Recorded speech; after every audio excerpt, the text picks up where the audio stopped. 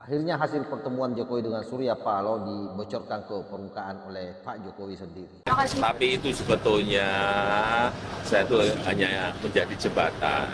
Yang paling penting kan nanti partai-partai lah. Partai-partai. Maksudnya jembatan berkoalisi Jembatan berarti untuk semuanya. ada pertemuan. Engkau ku hargai.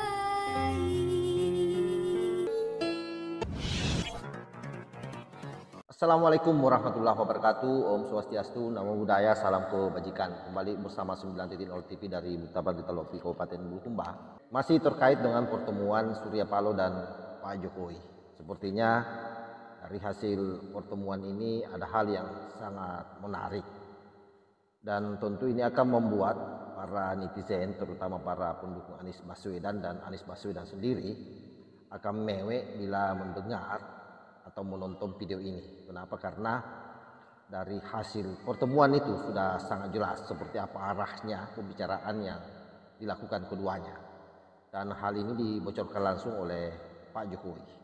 Bahkan di situ dinyatakan bahwa Pak Jokowi sebagaimana video di awal tadi itu siap menjembatani mereka para politisi, dalam artian mungkin bagaimana menyambut atau menyambungkan pidato Pak Prabowo ya, yang kita dengar bahwa akan merangkul semuanya dan Pak Jokowi menjadi jembatan. Dan ini bukan isapan jempol belaka, karena kemudian sudah terkonfirmasi dengan datanya Pak Surya Paloh ketemu dengan Pak Jokowi dan menghasilkan beberapa hal yang tentu ini akan saya up melalui rekaman video Pak Jokowi yang mengungkapkan secara langsung. Kemarin ada pertemuan dengan Pak Surya Paloh semalam. mengenai apa? Ya, pertemuan politik biasa. Bapak yang undang Bicara masalah politik juga biasa.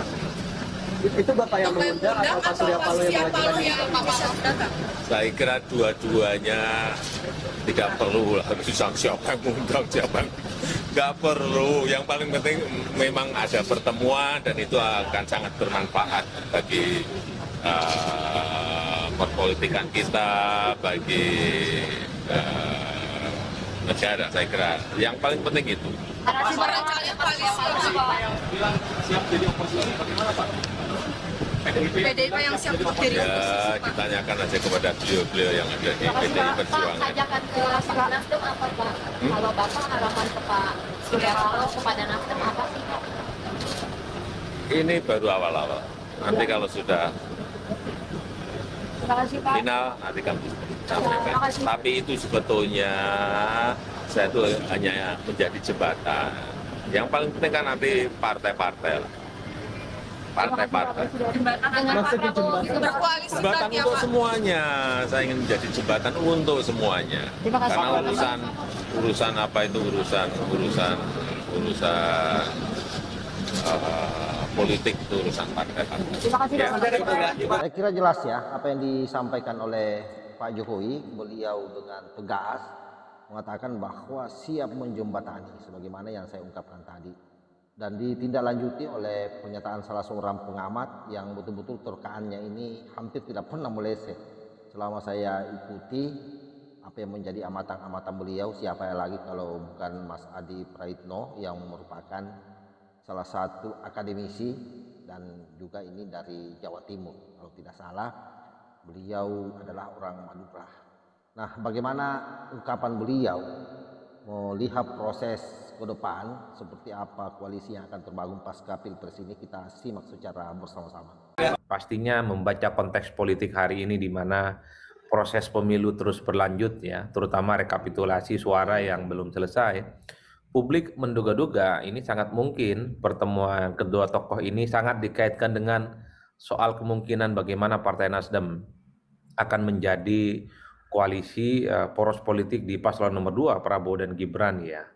Karena sekalipun hasil quick count itu bukan hasil resmi dari KPU, tapi publik seakan-akan sudah meyakini bahwa yang jadi presiden terpilih di 2024 ini adalah Prabowo dan Gibran. Dalam konteks itulah kemudian sebenarnya pertemuan Jokowi dan Surya Paloh yang dinilai cukup mendadak ini sebagai upaya bagaimana mungkin ya sebagai bagian berbicara tentang soal komposisi politik di masa yang akan datang. Karena kalau melihat kecenderungan secara umum, gabungan partai politik paslon nomor 2 ini khususnya tidak terlampau mencapai 50% ya untuk mengamankan kepentingan politik parlemen. Oleh karena itu bukan tidak mungkin yang dibicarakan itu soal bagaimana kemungkinan Nasdem jika diajak menjadi bagian dalam koalisi pemerintahannya Prabowo Gibran. Karena sehari 2 hari sebelumnya kita juga sedang menyaksikan bagaimana Pak Prabowo Subianto bertemu dengan Pak SBY. Publik juga mengaitkan itu sebagai upaya tentang bagaimana bicara tentang komposisi kementerian ke depan. Dan 3 atau 2 hari ke depan juga kita akan menyaksikan pasti bagaimana elit-elit partai ini saling bertemu sama yang lainnya. Apalagi misalnya Prabowo Subianto ini kan memiliki satu madhab politik yang ingin merangkul semua kalangan, ingin merangkul semua kelompok, ingin merangkul kekuatan-kekuatan politik yang ada. Itulah yang kemudian ditafsirkan setiap pertemuan elit, setiap pertemuan ketua umum partai dengan presiden misalnya ataupun dengan Prabowo Subianto itu pasti dikaitkan dengan bagaimana menyusun komposisi politik di masa yang akan datang. Jadi bicaranya sudah di situ sebenarnya sambil menunggu keputusan resmi dari KPU yang akan segera mengumumkan siapa presiden definitif, presiden rakyat Indonesia yang terpilih. Ya kalau sesuai dengan quick count ya saya kira memang Pak Prabowo Subianto dan Gibran Rakabuming Raka. Jadi bagi kita kalau kita membaca konteks sepertinya ini soal bagaimana kemungkinan Nasdem menjalin hubungan politik, soal kemungkinan bergabung dengan Prabowo Subianto, menjadi bagian dari koalisinya Prabowo Subianto dan Gibran Rakabuming Raka. Ya itulah politik kita. Makanya saya nyatakan di awal bahwa video ini pasti akan mengguncang perhelatan politik pasca Pilpres ya, terutama para pendukung Anies Baswedan yang pasti akan sangat meradan dengan apa yang dilakukan oleh Pak Surya Paloh. Belum apa-apa Caimin sudah berteriak, dianggapnya bahwa Pak Surya Paloh tidak melakukan koordinasi di internal koalisi pada saat membangun komunikasi dengan Pak Jokowi. Tetapi apapun juga itu, ke depan kita akan melihat satu persatu daripada para politisi atau para elit ini yang kalah pasti akan berupaya keras bagaimana bisa tersambung komunikasinya dengan sang penguasa, dalam hal ini Pak Prabowo ke depan. Apalagi kita tahu semua sekali lagi bahwa dua partai ini, yaitu Partai Nasdem dan Partai Kebangkitan Bangsa, adalah dua partai yang tidak pernah memiliki rekam jejak oposisi. Keduanya lebih senang berada di kelompok penguasa. Dan saya kira ya satu-satunya cara untuk mempertahankan diri dari perhelatan politik nasional ya harus masuk ke kekuasaan.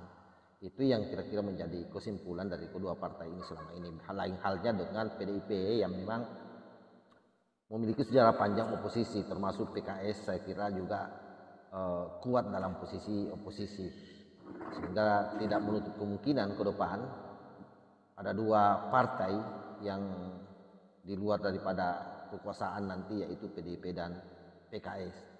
Saya kira demikian sahabat. Wallahul muwaffiq ila aqwamit thoriq. Wassalamualaikum warahmatullahi wabarakatuh.